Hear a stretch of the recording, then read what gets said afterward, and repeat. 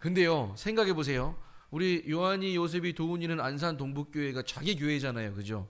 사실 저희 하울이, 하랑이, 하엘이는 안산 동북교회는 사실 자기 교회가 아니에요. 자기 집도 아니고, 그죠? 근데 손님이 집주인을 몰아낸 격이 돼버린 거예요. 그렇죠? 그런데 우리 요한이, 요셉이, 도훈이는 뭐 불만이 없어요. 그러거나 말거나, 아 그래 손님 그래 편안하게 코골면서 자든 뭐 편안하게 자라고. 이게 뭐죠? 이게 손님 접대라고 얘기를 하잖아요. 이 말은 무슨 의미가 있냐면 은혜를 많이 설명을 하는데요, 여러분. 요거 한번 또 PPT 요거 보여지나요? 한번 볼까요? 여러분, 은혜라고 하는 단어를 생각해 보면은요, 은혜는 어떤 게 은혜입니까? 요한이가 어제 그랬으면, 예를 들어서 저희 아이들이 밤내 이제 그 놀면서 아이들끼리 편의점 갔다 왔다 그랬잖아요. 사실은 막 자기네 카드를 쓴대요. 음식을 사는데, 막 과자를 사는데 자기 돈을 쓰겠대요. 그래서 야 무슨 소리냐? 삼촌하고 이모가 당연히 이거는 너희들 먹을 과자 비용을 삼촌이 내줄게. 현금을 줬어요. 근데 문제는 편의점에 갔더니 현금을 못 쓴대요. 카드를 써야 된대요. 그러니까는 결국 다시 현금이 저희들한테 돌아오게 된 거예요. 자, 그러면 요한이 입장에서는 자기 돈 쓴 거니까 이거 손해 아니에요? 손해잖아요. 근데 요한이가 와가지고 과자 다 나눠 먹으면서 그런 얘기를 안 하는 거야. 야, 이거 과자 사는데 48,000원 들어갔으니까 1인당 10,000원씩 내. 이런 얘기를 안 하더라고요. 기쁘게 즐겁게 나눠 먹더라고요. 이게 뭐예요? 은혜입니다. 은혜는 뭐냐면 값 없이 거저주는 거예요. 선물과 같은 거예요. 여러분, 선물 싫어하시는 분 있으십니까? 나는 선물 주고도 싫습니다. 제발 저에게는 선물을 주지 마십시오. 이렇게 말씀하고 싶으신 분 혹시 계신가요? 여기 앞에 반생지에 앉아 계시는데 선물 좋아해요? 싫어해요? 너무 좋아하죠. 안 줘서 그렇죠. 좀 있었으면 좋겠죠.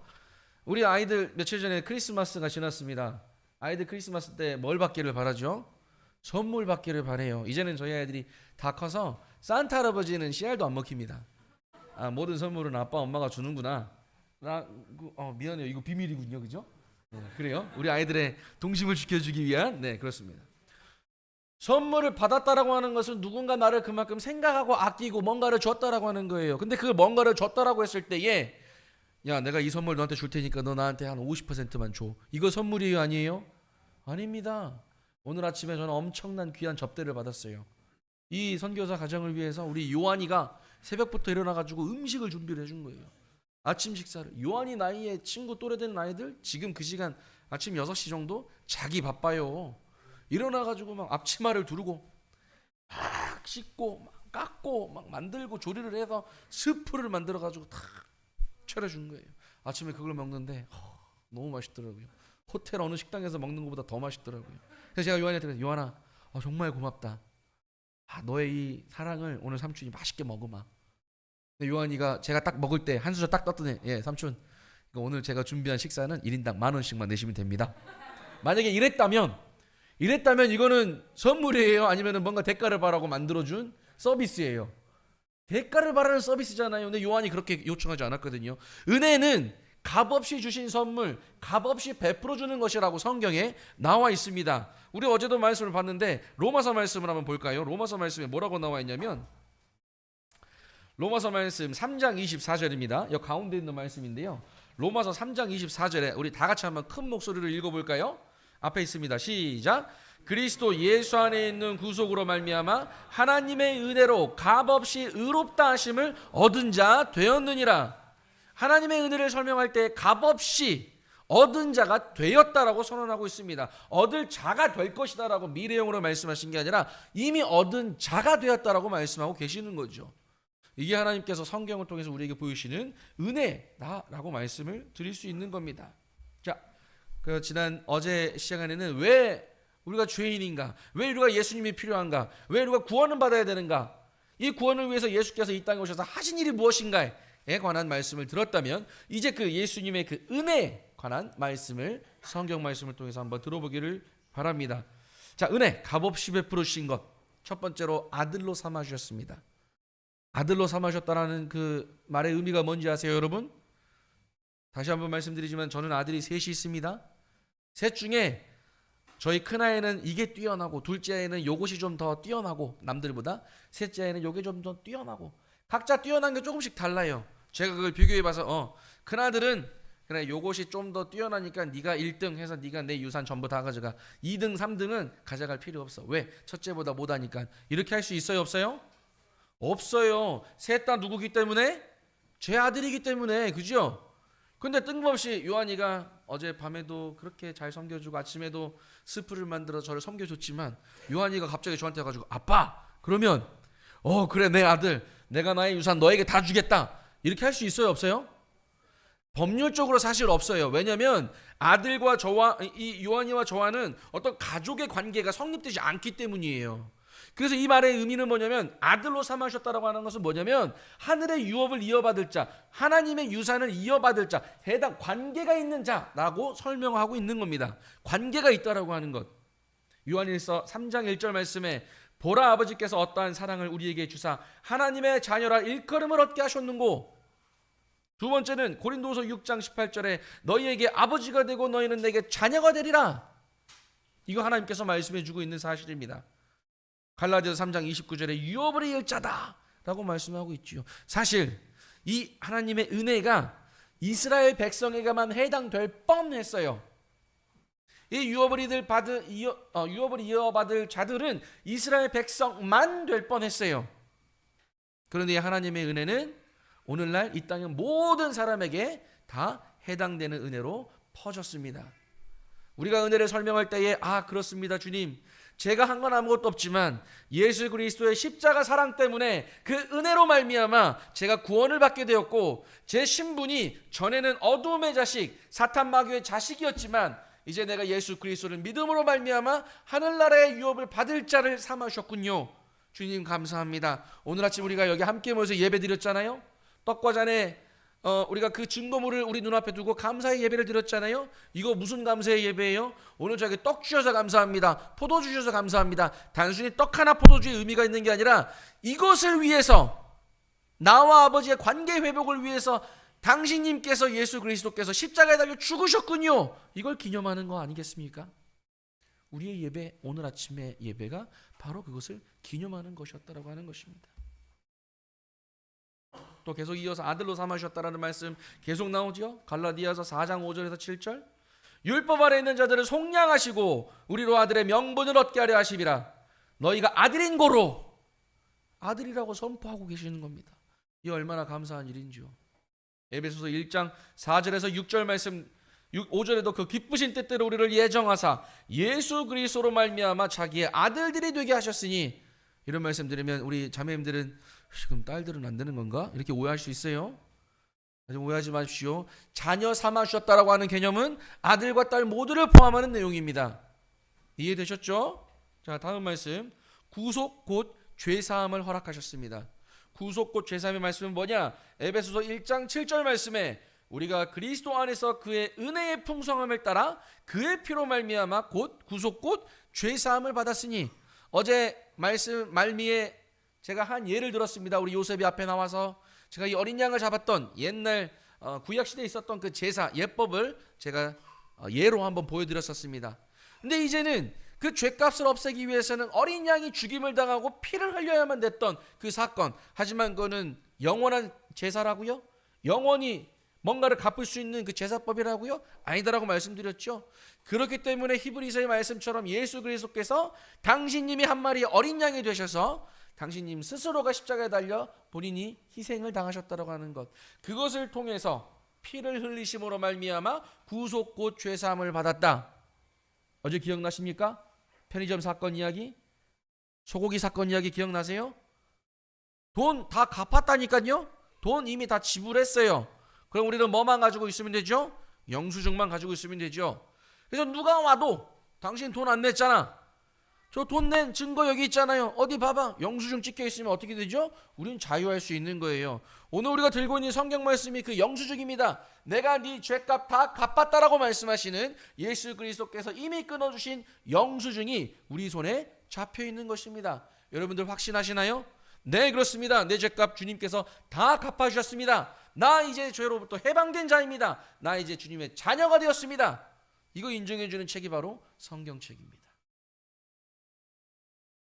에베소서 1장 13절에서 14절까지의 말씀에 보면 은혜, 값없이 베풀으신 것 중에 또 성령님께서 우리 속에 들어와 계신다라고 하는 사건입니다. 에베소서 1장 13절에서 14절까지의 말씀에 보면 그 안에서 너희도 진리의 말씀 곧 너희의 구원의 복음을 듣고 그 안에서 또한 믿어 약속의 성령으로 인치심을 받았으니 우리 속에 내주하시는 성령님을 주셨다라고 하는 사건. 에베소서 2장 8절 9절에 연이어서 하나님의 선물이라고 말씀하고 계십니다. 아까 제가 말씀드렸죠? 선물 싫어하시는 분 있으세요? 선물 싫어하시는 분은 없을 거예요. 저도 선물 받는 거 좋아하거든요. 선물 받는 거 겁나 좋아합니다. 저희 아내가 저는 가끔 모르게 이제 뭔가를 하나 살 거예요. 갔다 오면서 그냥 무심하게 던져주고 갑니다. 여보 이거 어울릴 것 같아서 샀어. 굉장히 기분 좋더라고요. 되게 기분 좋아요. 나는 한 거 아무것도 없잖아요. 그런데 우리 와이프가, 내 아내가 나를 위해서 뭔가 마음을 담아서 나를 위해서 줬다라고 하는 거예요. 탁 선물 던져주고 다 주웠어. 당신 어울릴 것 같아서 입어봐. 얼마나 마음이 좋아요. 딱 선물 주면서 저한테 5만 원 주고 샀는데 나 4만 원만 줘. 이렇게 얘기했다면 제 마음이 어땠을까요? 그럼 내가 내 돈 주고 사고 말죠. 그죠? 근데 은혜는, 하나님께서 우리에게 주신 은혜는 값 없이 주신 은혜다라고 말씀해 주고 있는 겁니다. 너희가 그 은혜를 인하여 믿음으로 말미암아 구원을 얻었나니, 하나님의 은혜를 제하고서는, 하나님의 은혜를 빼놓고서는 이 구원이 성립할 수 없다라고 하는 사실입니다. 이것은 너희에게서 난 것이 아니요 하나님의 선물이라. 행위에서 난 것이 아니니 이는 누구든지 자랑치 못하게 함이니라.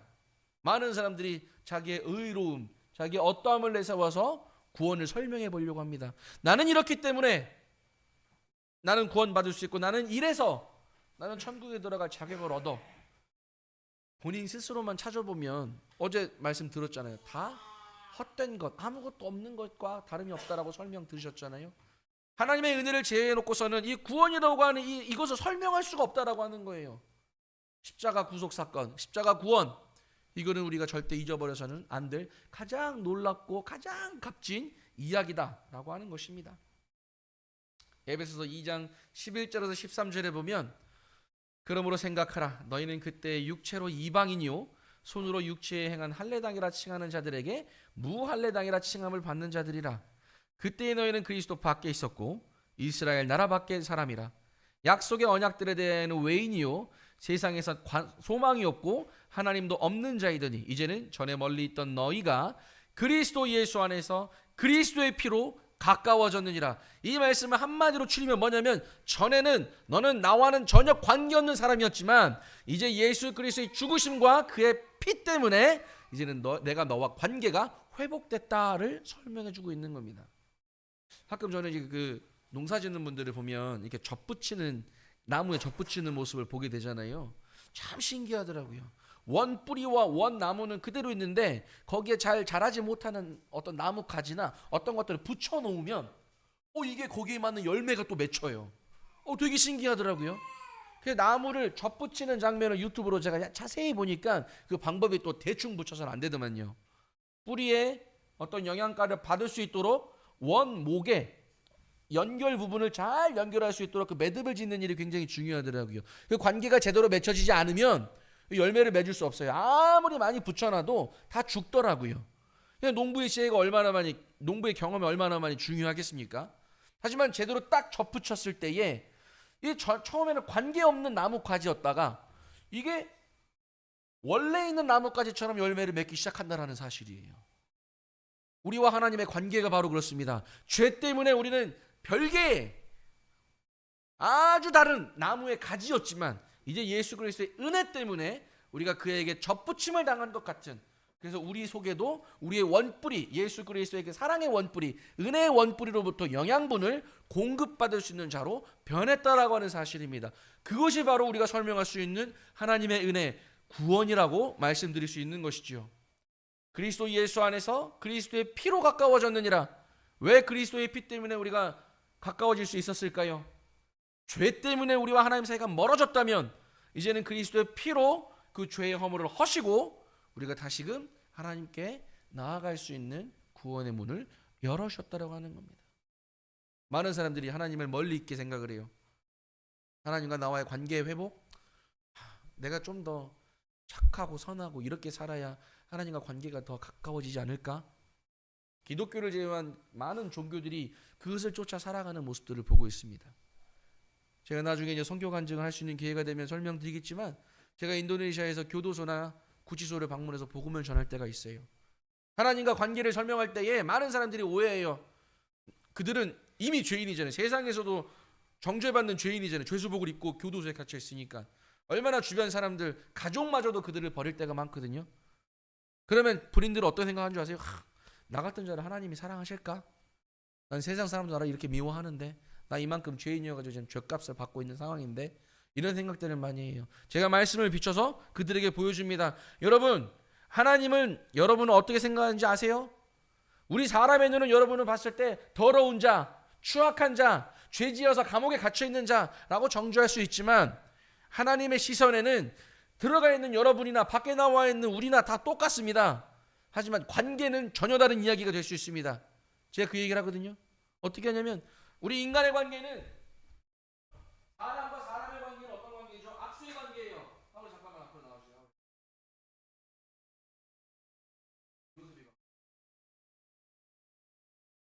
사람과 사람의 관계는 이런 관계예요. 반갑습니다. 뭔가 좀 잘할 것 같고 나한테 유익할 것 같으면 이렇게 손을 잡아요. 그렇죠? 뭔가 우리가 뭔가 일을 할 수 있을 것 같아요. 이게 인간의 관계입니다. 그런데 둘 중에 하나가 마음에 안 들어요. 그럼 어떻게 해요? 에이씨 안 해. 끊어버리면 이 사람이나 저나 끊어지게 되는 거예요. 각자 갈 길 가겠죠. 이게 인간의 관계라면, 하나님과 우리의 관계는 뭐냐? 이런 관계입니다. 자, 잘 보여주세요. 이렇게. 자, 그래서 제가 하나님의 손이라고 생각하세요. 하나님의 손이라고 상상해보세요. 이 인간의 손입니다. 이 인간이 처음에는 잘 잡고 있다가 뭐 복받고 뭐 건강하고 여러 가지 상황 때문에 하나님을 붙잡고 있다가 어느 순간 그게 없어질 때에 이 손을 놓치게 됩니다. 나 더 이상 안 잡을 거야. 너 와봐. 안 잡을 거야. 나 이제 관계 끊을 거야 라고 얘기하지만, 나는 관계가 없다라고 생각을 하지만, 하나님의 손을 어떻게 하고 있죠? 붙잡고 있어요. 언제까지? 하나님이 이 손을 놓치실 거야. 야, 나도 싫어. 너 가. 이건 사람의 관계라니까요. 하나님은 절대 그런 관계가 아니죠. 언제까지 기다려? 야, 돌아와라. 돌아와라. 내가 너의 아버지다. 내가 너의 주인이다. 나를 통해서 구원받아라. 계속 말씀, 오늘의 시간에도 그런 말씀 해주고 있어요. 언제까지? 볼 때까지. 이게 하나님과 우리 인간의 관계라고 하는 거예요. 제가 이 얘기를 구치소나 교도소에서 하잖아요. 많은 사람들이 놀래요. 그렇구나. 하나님은 나의 어떠함 때문에 나를 구원하시고 나를 사랑하시고, 이게 아니구나. 나를 이미 사랑하신 나의 하나님이시구나. 이걸 깨닫는다라고 하는 겁니다. 그러기 위해서, 누구를 위해서 이 피를 흘리셨다고요? 착한 사람, 선한 사람, 하나님한테 유익한 사람을 위해서 피를 흘리셨다고요? 아니요. 모든 사람을 위해서 피를 흘리셨다고요. 이 사랑을 깨달아야 된다고 하는 것이죠. 자, 그러므로 이제부터 에베소서 2장 19절에 선언을 하십니다. 우리를 대하여 부르실 때에 에베소서 2장 19절 말씀에, 그러므로 이제부터 너희는 외인도 아니요 손도 아니요 오직 성도들과 동일한 시민이요 하나님의 권속이라. 아멘 되십니까? 이거 하나님께서 우리를 부르실 때 이렇게 불러주신다고 하는 겁니다. 이제 내가 너와 관계 있다라는 설명해 주시는 거예요. 에베소 3장 6절 말씀에, 이런 이방인들이 복음으로 말미암아 그리스도 예수 안에서 함께 후사가 되고 함께 지체가 되고 함께 약속에 참여하는 자가 됨이라. 함께라고 하는 단어에 주목해 보시기 바랍니다. 내가 뭔가를 잘해서, 내가 뭔가 많이 가지고 있어서, 이것 때문에 내가 하나님의 은혜를 받은 게 아니라 하나님께서 일방적으로 에게 베풀어 주신 함께라고 하는 단어를 우리에게 허락하셨다고 하는 단어. 이거 얼마나 놀랍습니까? 여러분, 이제는 회개해야 될 때입니다. 아까 우리 사회 보신 형제님께서 간증을 들을 때 우리가 많이 놀랬잖아요. 분명히 식사하다가 같이 식사 잘 끝내고 다음에 봅시다 인사하고 또 다음에 만나서 또 즐겁게 또 이야기 나누고 뭐 이렇게 할 수도 있었지만, 그렇게 갑자기 가게 될 줄 어떻게 알겠습니까? 그죠?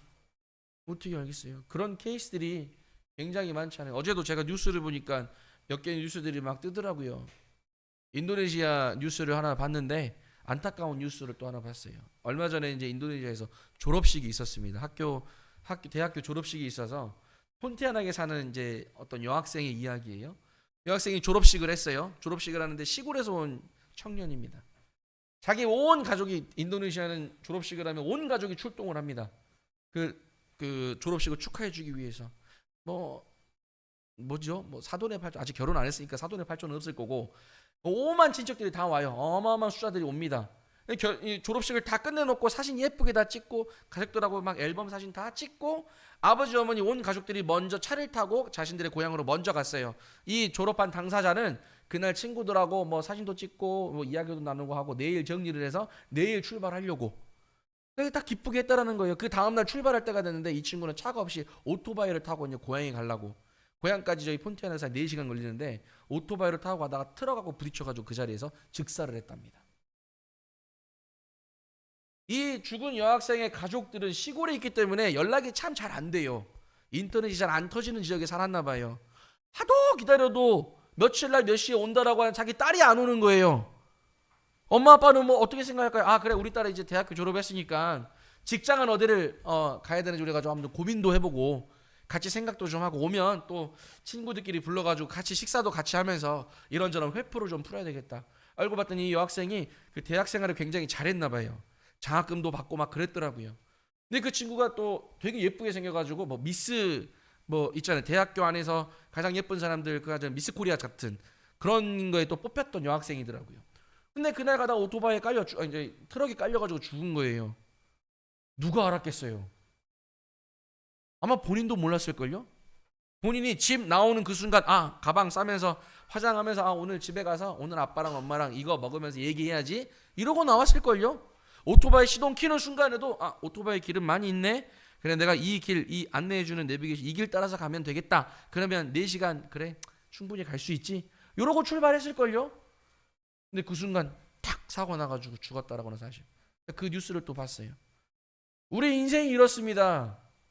언제 어떻게 될 줄을 아무도 몰라요. 아까 우리 형제님 사회 보시는 형제님 말씀하셨죠? 내일도 오늘처럼 행복하기를 바란다. 이게 바로 인간의 소망이거든요. 누군가 그러더라고요. 어떤 분이 평범하게 사는 게 그렇게 힘든 줄 몰랐다라고 말씀하시더라고요. 평범하게 사는 인생이 저도 이제 죄송합니다. 제가 이제 올해 나이가 이제 40 내년 되면 44시 되는데 그렇죠? 44시죠 우리가. 40이 딱 지나가니까 그 생각이 들더라고요. 대처나 뭔가 해놓은 건 없는 것 같은데 해야 될 일을 많은 것 같고 근데 평범하게 사는 게 가장 힘들다라는 생각을 최근에 많이 합니다. 평범하게 사는 게. 평범하게 산다라고 하는 의미는 뭐죠? 남들처럼 아침에 눈 비비고 일어나서 세수하고 아침밥 차려주는 거 먹고 출근했다가 직장 동료들하고 같이 생활하고 저녁에 집에 들어와서 저녁 식사하고 가족들하고 온화한 저녁 시간을 갖는 것. 평범한 일상이잖아요. 여러분 평범한 일상을 계속 유지하는 게 내 의지로 되는 일이라면 내 의지와 내 계획대로 되는 일이라면 우리는 아무 문제 없을 거예요. 우리 하나님 이 복음 말씀 필요 없을 거예요. 그런데 그렇지 않거든요. 저 차를 가끔 타고 다니면 저는 오늘도 어제도 분명히 잘 타고 댕겼으니까 오늘도 제 차는 안전하게 타고 댕길 거라고 생각하거든요. 어느 순간 밖에 빵꾸가 나 있어요. 이거 뭐야 하고 봤더니 못이 막 이만한 게 박혀 있더라고요. 제가 생각하지 못하고 제가 기대하거나 제가 계획하지 않았던 일들이 저에게 일어나기도 해요. 근데 여러분 놀라운 건 죽음의 일이 그렇습니다. 죽음의 일이 우리와 관련되어 있는 죽음의 일 아마 작년 요맘때쯤이었던 것 같아요. 주일날 인도네시아 아침에 예배를 드리는데 성도님들 오시기 전에 제가 유튜브로 뉴스를 봤는데요. 무한항공의 그 제주항공 비행기가 불시착해가지고 전원 다 사망한 사건이 있었잖아요. 제가 그 뉴스를 보면서 충격을 받았습니다. 인도네시아에서 왜 저게 뭔 일이래? 예배를 드려야 되는 주일 아침에 말씀 보면서 이제 가끔 유튜브 알고리즘이 떠서 이게 뭐냐고 봤더니 그 사람들 스토리를 하나하나 이제 찾아보니까 너무 안타까운 사연들이 많더라고요. 어떤 가족은 한 가족 전체가 다 사망한 사건이 있더만요. 한 마을에 뭐 아버지 어머니의 딸 뭐 사위에 누가 할 것 없이 다 그 아버지 어머니를 위한 여행을 갔다가 돌아오는 길에 그렇게 참사를 당한 거예요. 그래서 어떤 기자가 그 집에 가봤더니 남은 가족은 누가 있느냐? 그 집을 지키는 개밖에 없더라고요. 그 사람들 태국 갈 때 얼마나 기쁜 마음으로 갔겠어요? 얼마나 행복한 마음으로 갔겠어요? 사진도 찍고 막 맛있는 것도 먹고 좋은 추억 많이 남기고 우리 다음에 기회 되면 또 오자. 다음을 기약하고 또 오지 않았겠어요? 저는 그런 상상을 종종 해봅니다. 만약 내가 그 비행기 안에 타고 있었다면 그 당시 상황을 좀 그려봐요. 충돌하기 직전에 나는 무엇을 생각하고 나는 무엇을 소망하고 있었을까? 다른 생각 전혀 안 날 것 같아요. 내가 곧 죽는구나라고 생각을 하면 내가 어떻게든지 죽음을 피했으면 좋겠다라고 생각할 것 같아요. 그거밖에는 다른 생각할 게 없는 것 같아요. 여러분, 이제는 회개해야 될 때입니다. 왠 줄 아세요? 정말 하나님께서 약속하시고 말씀해 주셨던 그 약속의 시간이 점점 가까워지고 있거든요. 이미 2000년 전에 2025년 전에 기록된 이 예수 그리스도에 관한 탄생과 그의 죽으심에 관한 이 사건들 이후에 이루어지는 모든 일들이 그런 것들을 가르치고 있습니다. 그런 것들을 가르치고도 있습니다.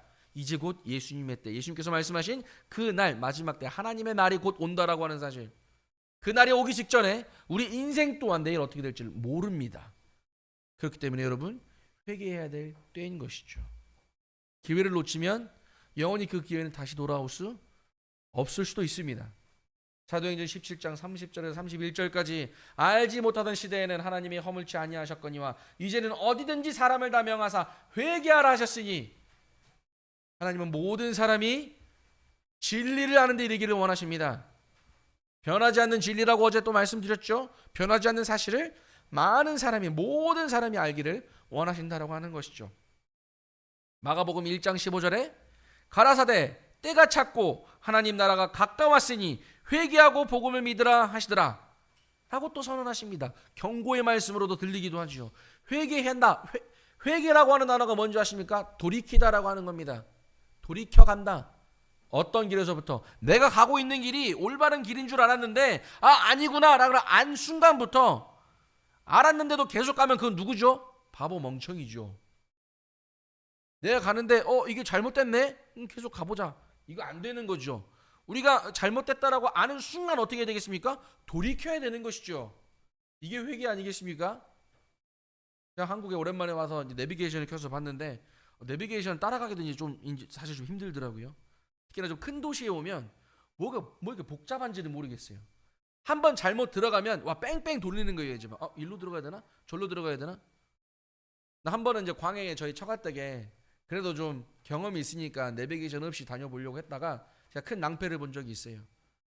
계속 내비게이션은 가지 마세요. 좌회전하세요. 좌회전하세요. 막 얘기하는데 싫어. 나는 직진할 거예요. 나는 직진할 거예요. 가다가 차가 앞에 길이 끊겨 있더라고요. 아마 제가 내비게이션에 인격이 있었으면 저는 그랬을 것 같아요. 그 빠라 이 자식아 돌아가라고 했잖냐. 이랬을 것 같아요. 제가 내비게이션이었으면. 요즘 그런 내비게이션이 있다고 하더만요. 전라도 말로 음이 말 겁나 안 들어먹네. 막 그런 내비게이션이 있다고 하더라고요. 좌회전하세요. 우회전하세요. 근데 직진하면 돌아가란께 돌아가라고 이런 내비게이션이 있대요. 주님 말씀이 그래요. 회개하란께 회개하라고 주님께서 말씀해주고 있는 겁니다. 디도서 3장 3절에서 5절 말씀에 우리의 행한 바 의로운 행위로 말미암지 아니하고 오직 그의 긍휼하심을 쫓아 중생의 씻음과 성령의 새롭게 하심으로 하셨나니, 우리의 의로움으로 구원받을 수 있다 없다? 없어요. 다 될 것 같고 할 수 있을 것 같지만 이미 하나님께서는 우리에게 말씀하실 때에 너희의 의로움으로 구원을 얻을 수 있다 없다? 없다라고 선언하고 계십니다. 에베소서 2장 8절 9절 너무나도 잘 알고 있는 말씀이지요. 너희가 그 은혜를 인하여 믿음으로 말미암아 구원을 얻었나니 이것이 너희에게서 난 것이 아니다라고 설명하고 있습니다. 하나님의 선물인데 이것은 뭐냐? 행위에게서 난 것이 아니니 이는 누구든지 자랑치 못하게 함이니라.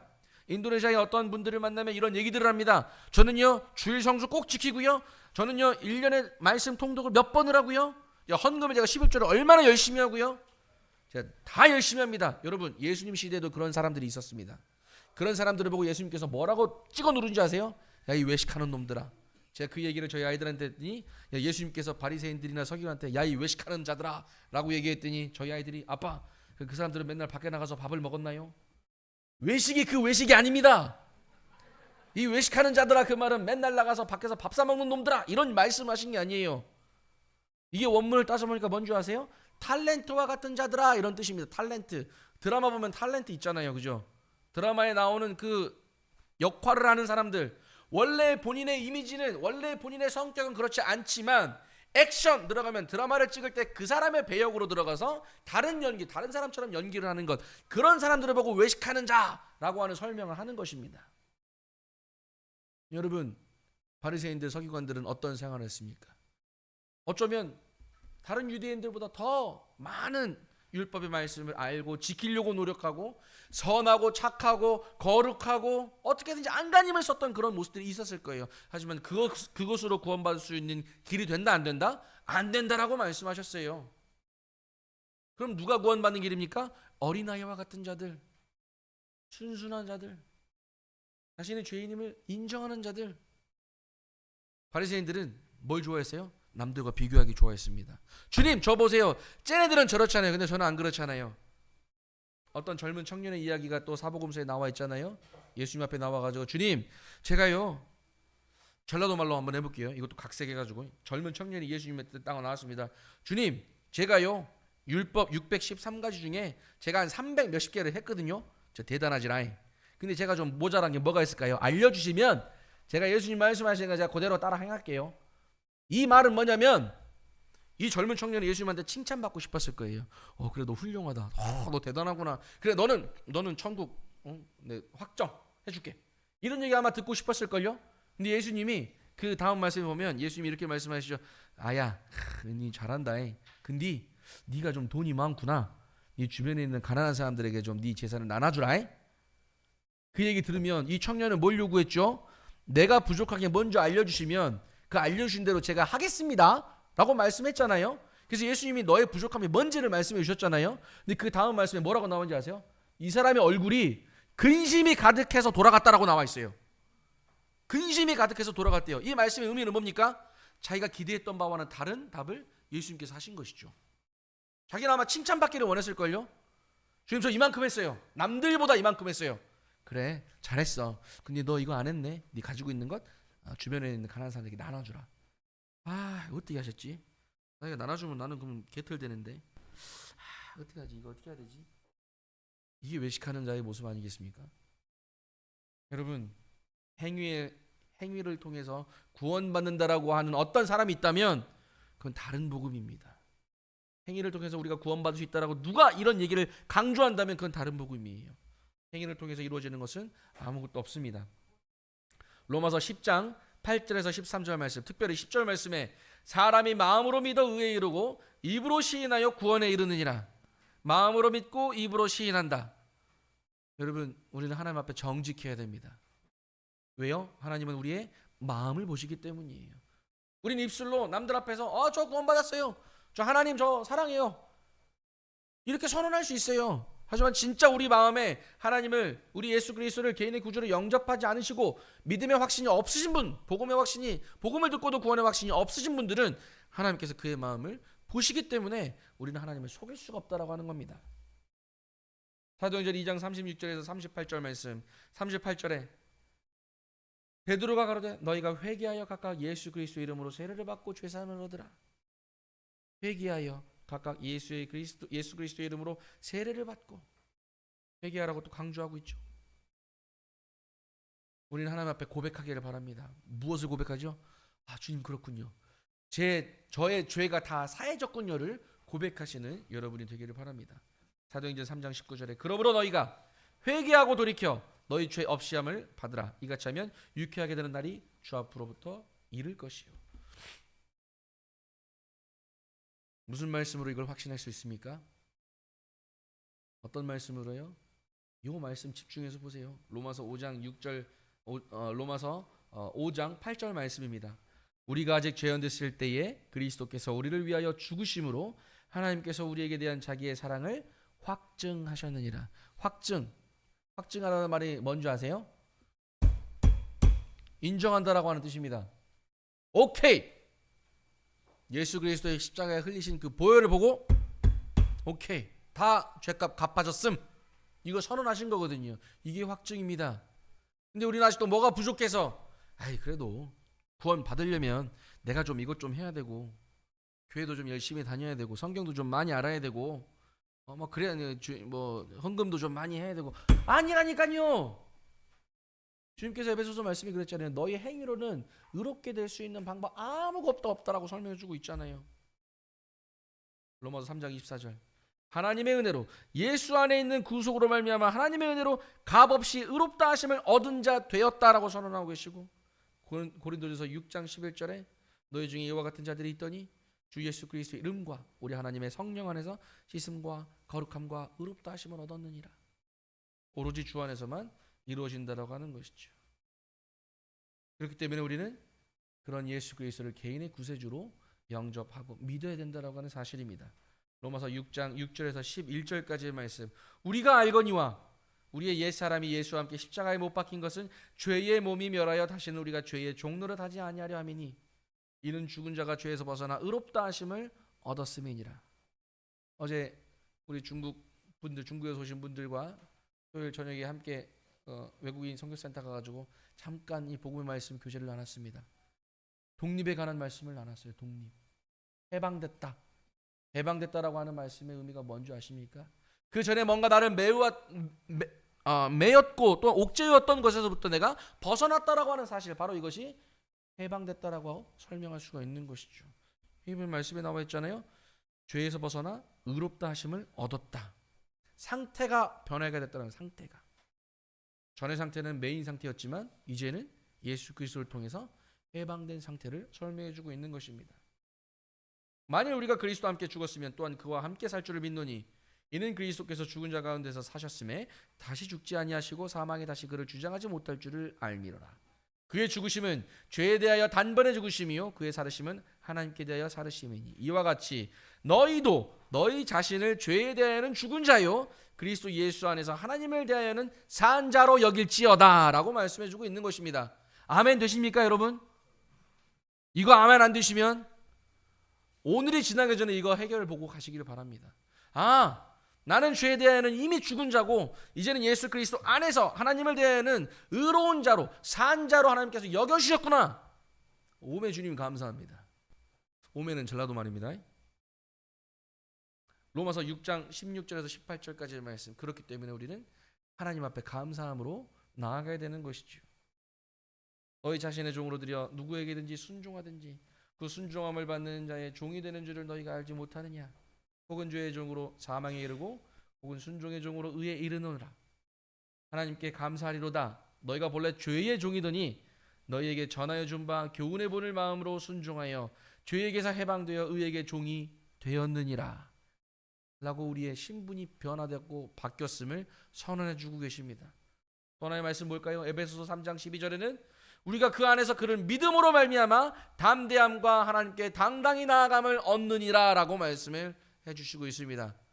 주일날 아침에 여러분, 우리가 예배를 위해서 이 자리에 나온 그 이유와 목적, 또 그렇게 될 수밖에 없었던 상황이 이제 무엇인지 이해가 되십니까?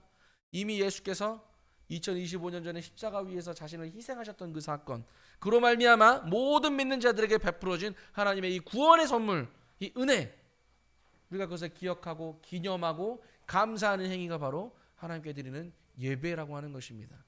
그냥 일요일 되니까 우리 학생들 같은 경우에는 엄마 아빠가 가니까 나도 따라가서 뭐 하는 거지, 이게 아니라 우리가 함께 우리를 위해서 희생하신 주 예수 그리스도를 기념하며 기억하는 그 행위, 감사하는 행위, 바로 구원받은 자들이 마땅히 해야 될 의무이자 권리이기도 하는 것이죠.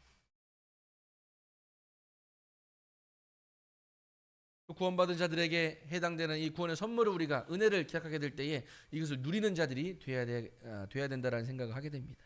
우리가 매해 새해 인사가 어떻게 되죠? 새해 복. 여러분들 새해 인사 잘 안 하십니까?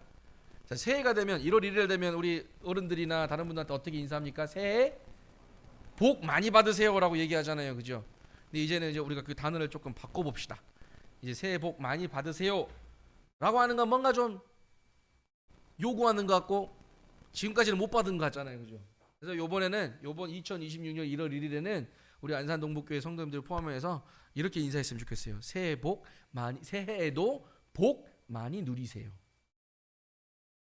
지난 시간을 돌이켜보면 은혜잖아요, 그죠?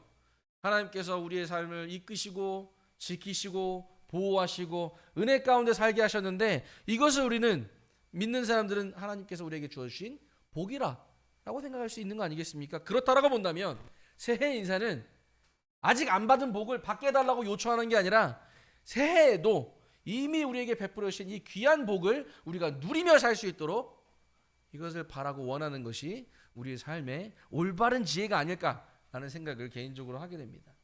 로마서 5장 1절에서 2절 말씀에 그러므로 우리가 믿음으로 의롭다 하심을 얻었은즉 우리 주 예수 그리스도로 말미암아 하나님으로 더불어 화평을 누리자. 또한 그로 말미암아 우리가 믿음으로 서 있는 이 은혜에 들어감을 얻었으며 하나님의 영광을 바라고 즐거워하느니라. 여러분 구원받은 거 즐거워하고 계십니까? 여러분의 삶 속에서 여러분의 신앙생활 속에서 하나님과 더불어 화평을 누리는 삶을 살고 계신가요? 하나님께서는 은혜의 구원 속에 우리와 함께 하시기를 원하시고 또 함께 하실 때에 우리가 그 평안을 나누시기를 원하십니다. 또 아울러서 로마서 8장 37절에서 39절 말씀 그러나 이 모든 일에 우리를 사랑하시는 이로 말미암아 우리가 넉넉히 이기느니라. 내가 확신하노니 사망이나 생명이나 천사들이나 권세자들이나 현재일이나 장래일이나 능력이나 높음이나 깊음이나 다른 아무 피조물이라도 우리를 우리 주 그리스도 예수 안에 있는 하나님의 사랑에서 끊을 수 없으리라. 아멘. 끊어지지 않는 사랑 가운데 우리가 들어있다라고 하는 사실 기억하시길 바랍니다. 많은 분들이 삶 속에서 승리하기를 원해요. 승리를 쟁취하라고 세상에서도 가르쳐요. 그죠? 가만히 생각해 보세요. 이기기 위해서는 우리는 뭐가 필요합니까, 여러분들? 승리를 위해서는 뭐가 필요하죠? 어떤 청년들은 그렇게 얘기를 하더라고요. 전략 전술을 잘 써야 됩니다. 맞는 말입니다. 또 어떤 청년들은 우리가 가지고 있는 무기를 잘 이렇게 관리를 잘하고 전쟁에 나갔을 때 적재적소에 잘 쓸 수 있도록 관리를 잘해야 됩니다. 그것도 맞는 말입니다. 근데 여러분 그거 아세요? 승리를 맛보기 위해서는 전쟁이라고 하는 그 스테이지에 우리가 나가야 됩니다. 전쟁이 없는데 이기고 지고 그게 어디 있겠어요? 무슨 말씀인지 이해되세요? 이기기 위해서는 이김을 같이 누리기 위해서는 그 전쟁에 참여한 자가 되어야 된다고 하는 거예요. 전쟁에 참여했을 때 주님께서는 니들 알아서 전쟁에 니들 전략 스스로 세워가지고 니들 알아서 해봐. 넘어지고 고꾸라지고 막 터지고 이러다가 그냥 니들 박수치고 하나님께서 보시고 이런 게 아니라 내가 너와 끝까지 함께하겠다. 반드시 너와 함께하겠다 라고 약속해 주시잖아요. 우린 그걸 즐길 줄 아는 자들이 되어야 됩니다. 또 이어서 하나님의 사랑에서 끊을 수 없다라고 하는 이 조건, 하나님께서 말씀하신 이 사랑의 조건을 늘 기억하시길 바라요. 때론 우리가 만나는 어려움, 고난, 여러 가지 이건 왜 주님께서 이렇게 하셨지라고 생각할 수 있는 많은 일들 중에서도 절대 이 본문의 말씀 하나님의 사랑에서 끊을 수 없다라고 하는 것. 아까 제가 김하울 형제랑 이 하나님의 관계에 대해서 설명드렸잖아요. 끊을 수가 없어요. 아울러서 빌립보서 3장 20절 말씀에 이런 말씀을 하고 계십니다. 오직 우리의 시민권은 하늘에 있는지라 거기로서 구원하는 자 곧 예수 그리스도를 기다리노니. 우리의 시민권은 어디에 있다고요? 하늘에 있어요. 저는 인도네시아에 살고 있습니다. 하지만 저의 시민권은 어디에 있죠? 대한민국에 있어요. 그래서 인도네시아에 오랫동안 살고 있지만 인도네시아 원래 사람들처럼 할 수 있는 게 사실 많지 않아요. 외국인의 신분이기 때문에. 외국인은 제한적인 게 많거든요. 그런데 한국만 딱 들어오면 제가 할 수 있는 게 자유함이 있습니다. 병원 다닐 때도 뭐라고 하죠? 그 건강보험 적용 다 받고요. 인도네시아에서는 그거 안 돼요. 갖고 감기 걸려가지고 한 일주일 입원했는데 180만 원 나왔어요. 저 말고 저는 잘 안 아프려고 노력을 하거든요. 어떤 분이 근데 또 이런 게 있어요. 어떤 50대 중반 되는 사업가분이신데 맹장이 터진 거예요. 맹장이 터져가지고 병원을 돌아다니는데 병원에서 그걸 시술해줄 의사가 없다라 그러는 거예요. 돌다가 맹장 때문에 죽었어요. 그분. 또 어떤 분은 티푸스 고열 증상이 있어가지고 3주 입원했었는데 병원비가 480만 원 나왔대요. 그러니까 외국인은 아무리 오래 살거나 적게 살거나 보험 적용이 안 되는 거예요. 왜? 외인이기 때문에. 근데 인도네시아 사람들은 달라요. 인도네시아 본래 사람들은 그 보험 적용을 받아요. 반대로 제가 한국에 왔을 때는 그런 보험 적용 다 받을 수 있지요. 왜? 저는 국적이 대한민국이니까. 말씀처럼 우리의 시민권은 하늘에 있다라고 선언하고 계십니다. 이 땅에 있는 게 아니라 하늘에 있대요. 근데 우리는 이 땅에 있는 것 안간힘을 쓰고 붙잡으려고 노력하잖아요. 여러분이 가지고 있는 영적인 신분증에는 나의 소속은 어디로 적혀 있습니까? 아직 세상입니까? 아니면 이미 천국입니까? 우리가 그 사실을 안다라고 한다면 우리는 기쁨 가운데 이 세상을 살 수 있게 될 것입니다. 우리의 시민권은 하늘에 있다. 거기로서 구원하는 자 곧 주 예수를 기다린다 라고 하는 말씀. 저는 가끔 그런 상상을 좀 해봐요. 이 말씀 몇 말씀을 드리고 좀 줄이도록 할 텐데요. 가끔 저는 꿈을 꾸거나 상상을 하는데 제가 천국을 가는 꿈을 꿉니다. 천국을 가는 꿈을 꾸면 이런 상상을 해봅니다. 쫙 시온의 대로라고 하잖아요. 쫙 길이 있고 그 양쪽 길에 제가 딱 첫 발을 딱 내디디면 이쪽에는 사도 베드로 형제님, 이쪽에는 사도 바울 형제님, 또 그 뒤로는 수많은 제가 알고 지냈던 믿음의 선배들 형제 자매들이 딱 도열해 있는 거예요. 천사들 그 뒤에서 나팔 빵빠라빵 불고 있고 다 이런 소리가 나요. 야, 김동희 형제 왔다. 김동희 형제가 왔어. 모든 성도들이 천국에서 박수를 쳐주고 있는 겁니다. 제가 예, 감사합니다. 네, 저 왔습니다. 감사합니다. 인사하고 가면서 그 길 끝에는 예수님이 딱 이러고 있는 거예요. 수고했다 동이야. 어서 와라. 나의 백성, 나의 자녀, 내 백성 내 자녀, 네가 왔구나.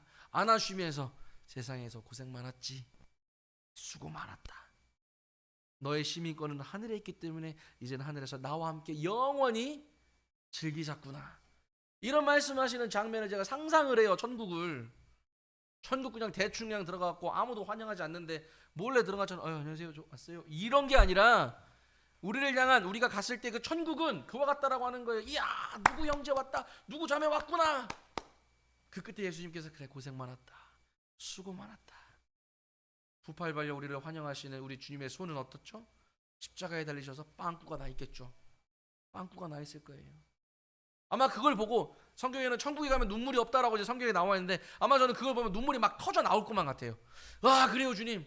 2025년 전에 나 때문에 예수님 손에 빵꾸가 났었죠. 주님 감사합니다. 제가 그 주님의 희생 때문에 제가 천국에 들어올 수 있게 됐군요. 그럼 그때가 그렇게 그려지더라고요. 여러분이 나중에 천국에 입성할 때를 한번 상상해 보시고 그려 보시기 바랍니다. 저는 그렇게 그려지더라고요. 여러분, 이 하나님의 약속의 말씀 놀랍지 않습니까? 마지막 말씀드리고 쉬도록 하겠습니다. 고린도후서 6장 1절에서 2절 말씀입니다. 우리가 하나님과 함께 일하는 자로서 너희를 권하노니 하나님의 은혜를 헛되이 받지 말라. 가라사대 내가 은혜 베풀 때에 너를 듣고 구원의 날에 너를 도왔다 하셨으니 보라 지금은 은혜를 받을 만한 때요 보라 지금은 구원의 날이로다. 여러분, 제가 왜 인도네시아 가서 그 더운 날에 가서 살겠습니까? 저는 하나님한테, 사실 부끄러운 간증이지만 하나님한테 이렇게 기도했어요. 그래 주님, 제가 나가겠습니다. 주님 보내시는 곳 어디든지 복음을 들고 나가겠습니다. 근데 주님, 저 더운 곳만 아니면 좋겠어요. 제가 열이 많거든요. 하나님께서 너 땡 탈락. 너 가장 더운 나라 인도네시아, 그것도 적도가 지나는 땅으로 가. 왜 거기 가갖고 땀 삐질삐질 흘려가면서 에어컨도 없는 방에 들어가서 복음을 막 전하고 있을까요? 왜요? 저한테 뭐가 남는 게 있어서요? 남들이 보면 저한테 계속 그러는데, 죄송해요. 저 한국의 친구들이, 야 이 미친놈아, 너는 자식이 셋이나 있으면서 인도네시아 갖고 사업하러 돈 벌러 간 것도 아니고 뭐 한다? 선교사 한다고? 너 그거 가면 선교사 하면 돈이나 되냐? 애들 학교비는 어떻게 하고 네 와이프는 어떻게 하고 막 그런 얘기를 해요. 그러면서 야 한국에 일자리 마련해 줄 테니까 다시 넘어와. 사실 비교해 보면 한국이 저도 좋죠. 편하죠. 먹을 거 많고 돈 벌 거 많고. 저희 아이들 고등학교 졸업할 때까지 무상 교육 다 받고 무상 급식도 먹어가면서 얼마나 편하게 생활할 수 있어요. 근데 뭐 던다고 제가 인도네시아 가고 복음 말씀 전하고 있겠습니까? 딴 거 없어요. 지금은 은혜 받을 만한 때요. 나는 은혜 받은 자구나. 이 은혜를 그럼 선포해야 되겠구나. 아직 이 은혜 있다라는 걸 모르는 사람들한테 알려줘야 되겠구나. 저 목적 이거 하나거든요. 많은 사람들이 복음 말씀을 듣고 어떻게 생각하는 줄 아세요? 그래요? 저 지금까지 모르고 있었어요. 그 사람들한테는 이 은혜의 때가 적용되는 사람들이에요? 아니에요. 하나님께서 은혜의 때라고 설명하시지만 그들에게는 은혜의 때인지 아닌지 이것조차도 모르고 있었어요. 얘기해 주는 사람이 없었으니까. 보라 지금은 구원의 날이로다. 여러분, 구원받아야 됩니다. 왜요? 제가 지금 죽으면 어떻게 되나요? 성경에 보면 지옥에 영원한 불구덩이에 들어간다고 나와 있습니다. 와, 나 이렇게 살다가 죽었으면, 이렇게 살다가 단 한 번도 복음 말씀 못 듣고 죽었으면 나 영원한 불못에 들어갈 수밖에 없었는데 오늘 내가 이 말씀을 듣고 내가 깨우치게 됐네요. 나 회개해야 되겠네. 나 믿을게요. 나 믿고 싶어요. 나 천국 가고 싶어요.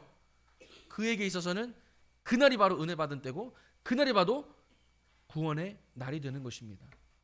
여러분, 복음 전하는 거 저 같은 선교사만 복음 전하는 겁니까? 아닙니다. 여기 일꾼 되시는 형제님 김철희 형제님, 또 몇 분의 장로 형제님, 우리 형제님들만, 나이 많으신 형제님들만 복음 전하는 건가요? 아, 나는 말을 못해서요. 나이가 아직 좀 덜해서요. 저는 복음 전하는 거 기술이 좀 부족해서요. 아, 저는 말고 다른 형제님이 알아서 하시겠죠. 그렇지 않아요. 그렇지 않습니다. 주님께서는 우리 모두에게 예수 그리스도를 증거하기를 바라세요. 우리가 복음을 들었던 그 첫 때를 기억하십니까? 그날에 행복하고 기뻐했었던 그때를 생각해 보시, 아직 기억나시나요? 아직 잊지 않으셨나요? 우리에게 베풀으신 주님의 은혜를 기억할 때에 우리가 이제는 신앙인의 삶으로 그 복음의 은혜의 말씀을 남에게 증거하는 삶을 살아야 된다라고 주님께서 또 말씀해 주고 있습니다. 어떻게요? 인상 찡그리고 복음 전해 이러고 살면 어떻게 되겠어요? 기쁘라라고 하면 기쁘게 생활하라고 말씀하고 있잖아요. 복음을 전하는 삶이 힘들어, 죽을 것 같아, 나 더 이상 하기 싫어, 안 되는 거죠. 힘들지만 기쁘게 감사함으로 복음을 전하는 삶, 말씀을 많이 알아서 복음을 전하는 게 아니라 여러분의 삶의 간증을 통해서 예수 그리스도를 증거할 수 있다라고 하는 겁니다. 저희 아이들 친구들이 그런데요, 가만 보니까 너희들 그리스도인인 것 같아. 왜요? 밥 먹을 때마다 기도하잖아요. 근데 기도하면 항상 예수 그리스도의 사랑을 증거하거든요. 만나면 친구들 데리고, 야, 성경에 보면 이런 말씀이 있어. 작은 선교사의 역할을 지네 학교에서도 합니다. 그 많은 친구들이, 이 아이들이 많은 말씀을 교제하지 않아도 아는 거예요. 아, 그래? 너 그리스도인이구나. 너 하나님 믿는 사람들이구나. 예수님이 그런 분이셨어? 이 관심을 갖는다라고 하는 거예요. 기술이 좋아서 복음 전하는 거예요? 아닙니다. 저는 뭐 기술이 좋아서 복음 전하고 있나요? 절대 아닙니다, 여러분. 그냥 단순한 말씀, 예수 그리스도를 증거하는 것, 복음대로 사는 삶, 그게 바로 그리스도인의 삶이라고 하는 것이죠. 오늘 저와 저희 가정을 불러주시고 어제와 오늘 연달아서 복음 말씀을 또 나누게 해주신 주님 앞에 감사를 드리고, 또 이런 기회를 마련해 주신 우리 안산 동북교회 성도님들께 감사를 드립니다. 매번 저희는 나올 때 겨울에만 나오잖아요, 그죠? 겨울에만 나오긴 하는데 그럴 수밖에 없는 게 아이들 방학 일정이 딱 요 타임밖에 없습니다. 그래서 이제 나오게 되는데 겨울에 좀 나오는데요. 기회가 된다라고 한다면 우리 여러분들 인도네시아에서도 한번 만나 뵙기를 소망합니다. 겨울에 한국은 추우니까 인도네시아는 덥거든요. 반팔 입고 들어오시면 음식은 제가 책임지겠습니다. 여러분 인도네시아 방문하신 분 중에 제가 살을 못 찌우고 돌려보낸 케이스는 없었던 것 같아요. 기본이 2kg 이상, 우리 아이들 중에 편식한다 보내십시오. 편식하는 아이들이 있다 보내십시오. 제가 한 2-3kg 찌워가지고 보내드릴 테니까 저희가 훈련을 시켜주는 그런 장소가 될 수 있습니다. 다시 한번 감사를 드리고, 다음에 이어서는 이제 인도네시아에서 어떻게 그럼 또 이 복음의 일을 또 증거하고 있는지에 관한 선교 사역에 관한 복음 말씀을 드리도록 하겠습니다. 아직 구원을 확신하지 못한 분이 계시다면 오늘 이 시간을 넘기시지 말기를 바랍니다. 또 구원을 확신하신 우리 성도님들께서도 오늘 들렸던 이 말씀 우리가 함께 기억하며 하나님께 더 나아가는 신앙인의 삶이 되기를 바랍니다. 제가 마치는 기도하고 드리도록 하겠습니다. 존귀하신 아버지 하나님, 감사를 드립니다. 우리를 향하신 우리 주님의 사랑, 예수 그리스도, 그분이 이 땅에 내려오셔서 그분이 죄가 없으셨지만 가장 큰 죄를 저지른 사람처럼 십자가에 달려 죽으시고 저희들 죄값을 대신하여 피 흘리시며 목숨을 내어 던져주셔서 감사를 드립니다. 주님, 이 은혜를 우리가 받을 때에 이제는 외인도 아니고 손도 아닌, 나라 밖의 사람도 아닌, 이젠 당신의 자녀, 당신의 유업을 이어받을 자로 삼아주셨음 앞에 주님 감사를 드립니다. 이 구원을 얻기 위해 저희들이 한 것은 아무것도 없었습니다. 오로지 주께서 저희들을 위해서 희생당해 주셨고 저희들의 죄값을 대신 감당해 주셨음을 인하여 감사를 드립니다. 이 영원한 사랑, 변하지 않는 사랑을 오늘 말씀을 통해 듣게 하심 앞에 또한 감사를 드립니다. 우리의 인생과 우리의 삶이 이제 이 은혜를 기억하며 감사하는 삶으로 가득 차게 하시고 우리 주의 나라와 영광을 위하여 또 복음을 증거할 수 있는 우리 귀한 형제 자매님들의 삶이 될 수 있도록 인도하시기를 간절히 기도를 드립니다. 이 시간을 축복해 주시고 허락해 주신 주의 은혜 앞에 감사를 드리게 되올 때 모든 것 존귀하신 예수 그리스도 이름으로 감사하며 기도드렸나이다. 아멘. 감사합니다.